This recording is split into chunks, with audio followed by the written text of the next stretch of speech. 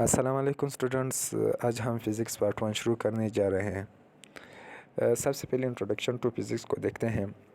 मैं अक्सर स्टूडेंट से पूछता हूँ कि जब इंसान पहले के इंसान जब इस दुनिया में आए, वो कुछ नहीं जानते थे कि ये कायनात किस तरह से काम कर रही है। ये दुनिया और या इनके इर्द गिर्द जो चीज़ें मौजूद हैं वो किस तरह से काम कर रहे हैं, तो वो इसके बारे में नहीं जानते थे।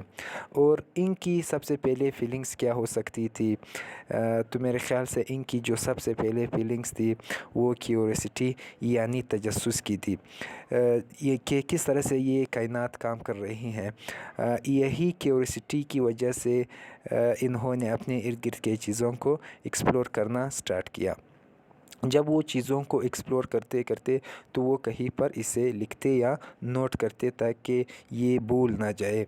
इसी वजह से फिर इन्होंने इन चीज़ों को एक्सप्लोर करना मज़ीद स्टार्ट किया, यानी मज़ीद वो चीज़ों को एक्सप्लोर करते। तो उस वक्त इन्होंने फिर इस नॉलेज को नेचुरल फ़िलॉसफी का नाम दिया। तो चलिए फिर नेचुरल फ़िलॉसफी देखते हैं आगे। चूँकि उस वक्त साइंस नहीं थी, जब वो चीज़ों को एक्सप्लोर करती है तो वो इसे नेचुरल फ़िलॉसफी का नाम देते थे। फिर नेचुरल फ़िलॉसफी में इन लोगों ने इतना नॉलेज इकट्ठा किया कि किसी एक बंदे की नेचुरल फ़िलॉसफी पढ़ना मुमकिन नहीं रही। तो फिर इन्होंने सोचा कि क्यों ना हम नेचुरल फ़िलॉसफी को ब्रेक डाउन करें। फिर इन्होंने नेचुरल फ़िलॉसफी को दो हिस्सों में या दो पार्ट्स में डिवाइड किया, जो कि आपके सामने यहाँ पे लिखा हुआ है। एक जो है बायोलॉजिकल साइंस है, दूसरा फ़िज़िकल साइंस है। बायोलॉजिकल साइंस हमारे पास क्या है? ये जो है दरअसल लिविंग ऑर्गेनिज़म की स्टडी को हम बायोलॉजिकल साइंसेस कहते हैं। इसी तरह अगर हम फ़िज़िकल साइंस को देखें तो फ़िज़िकल साइंस हमारे पास यानी हमारे इर्द गिर्द ऐसी चीज़ें भी होती थी जो कि नॉन लिविंग थी, लाइक जो है सन, स्टार्स है या अर्थ है। तो इनकी स्टडी को फिर हम लोग फ़िज़िकल साइंसेस में करते थे। तो फिर जो है ना, ये फ़िज़िकल साइंसेस क्योंकि लोगों की क्यूरियोसिटी इतनी ज़्यादा थी, इतनी ज़्यादा नॉलेज वो इकट्ठे करते, फिर जो है फ़िज़िकल साइंसेस को मज़ीद जो है पार्ट्स में डिवाइड करना पड़ा, चूँकि यहाँ पे आपके सामने नज़र आ रहे हैं। तो पहला पार्ट जो है फ़िज़िक्स था, सेकेंड केमिस्ट्री, इसी तरह जियोलॉजी और एस्ट्रोनॉमी। यहाँ पे केमिस्ट्री में हम क्या पढ़ते हैं? केमिस्ट्री में हम केमिकल और केमिकल रिएक्शंस के बारे में पढ़ते हैं। इसी तरह ज्योग्राफी में जियो का मतलब अर्थ यानी ज़मीन, तो हम यहाँ पर ज़मीन की स्टडी को जियोलॉजी कहते हैं। यानी ज़मीन की स्टडी में या ज़मीन की स्टडी में को जो है हम जियोलॉजी में पढ़ते हैं। जो नेक्स्ट जो है एस्ट्रोनॉमी में हम हेवनली बॉडी के बारे में पढ़ते हैं, जैसे स्टार्स हैं, प्लैनेट्स हैं, सन है, ये वगैरह। इन हेवनली बॉडीज़ के बारे में हम एस्ट्रोनॉमी में पढ़ते हैं। चूँकि यहाँ पर हमारा जो मेन सब्जेक्ट है वो फ़िज़िक्स है, तो हम यहाँ पर फ़िज़िक्स के बारे में पढ़ते हैं। तो चलिए देखते हैं फ़िज़िक्स क्या है। What is physics? फ़िज़िक्स जो है हम लोगों ने 9th क्लास में भी पढ़ा है कि फ़िज़िक्स एक सिंपल डेफिनेशन हम पढ़ते थे। तो इसी तरह यहाँ पर भी हम वही डेफिनेशन पढ़ेंगे, लेकिन यहाँ पे हम जो है अलग-अलग हर चीज़ को अलग-अलग देखेंगे। फ़िज़िक्स की डेफिनेशन हम किस तरह से करते हैं, यहाँ पर मैंने लिखा है, physics is the branch of science which deals with the study of matter and energy and there mutual relationship.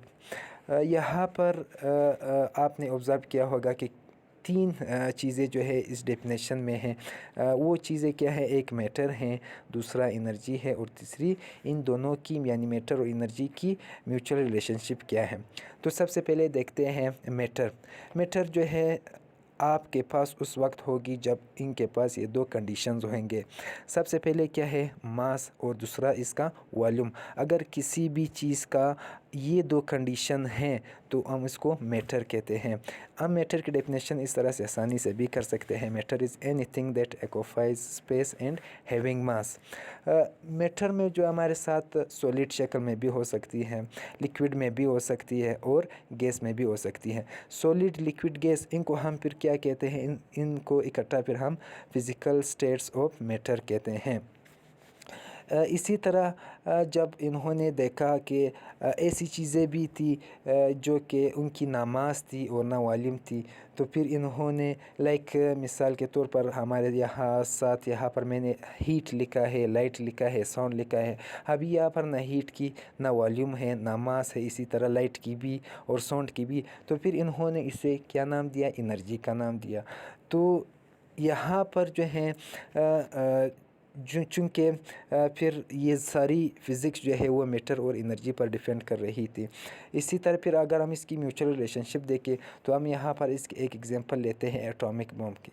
सही, यहाँ पर हम ये देखते हैं कि मैटर को एनर्जी में किस तरह से कन्वर्ट करते हैं और एनर्जी को मैटर में किस तरह से कन्वर्ट करते हैं। एटॉमिक बम की यहाँ पर मिसाल लेते हैं। एटॉमिक बम में क्या होती है? कौन सी एलिमेंट होती है? यूरेनियम होती है। यूरेनियम किस शक्ल में होती है? सॉलिड शक्ल में होती है। सॉलिड हमारे पास मैटर है। जब ये यूरेनियम एक्सप्लोज हो जाती है तो ये क्या जनरेट करती है? हीट जनरेट करती है। यहाँ पर हम लोगों ने ये भी देखा कि हीट क्या है? एनर्जी है। तो इस प्रोसेस को जो है हम म्यूचुअल रिलेशनशिप में पढ़ते हैं कि मैटर से एनर्जी में कन्वर्ट होना। अगर स्टूडेंट ये सवाल करे कि सर एनर्जी को मैटर में किस तरह से कन्वर्ट करें, तो बिल्कुल उसको हम लोग भी कन्वर्ट कर सकते हैं। उस प्रोसेस को हम पेयर प्रोडक्शन कहते हैं। चूँकि वो यहाँ पर हमारी टॉपिक नहीं है, वो इंशाल्लाह हम लोग सेकेंड ईयर की बुक में है, उसमें फिर हम इंशाल्लाह वो पढ़ेंगे। तो यहाँ पर फिर लोगों ने ये भी लिखा कि physics is the most fundamental science. चूँकि फ़िज़िक्स में मैटर भी आया, एनर्जी भी आया, यानी इसका मतलब कि पूरी कायनात फ़िज़िक्स में कवर हो रही है। तो इन्होंने इसे फिर फंडामेंटल साइंस भी कहा। और it is an experimental science, और ये एक एक्सपेरिमेंटल साइंस भी है। अगर मेरी वीडियो पसंद आई हो या मेरी लेक्चर पसंद आई हो तो वीडियो को ज़रूर लाइक करें और शेयर करें। बड़ी मेहरबानी, शुक्रिया।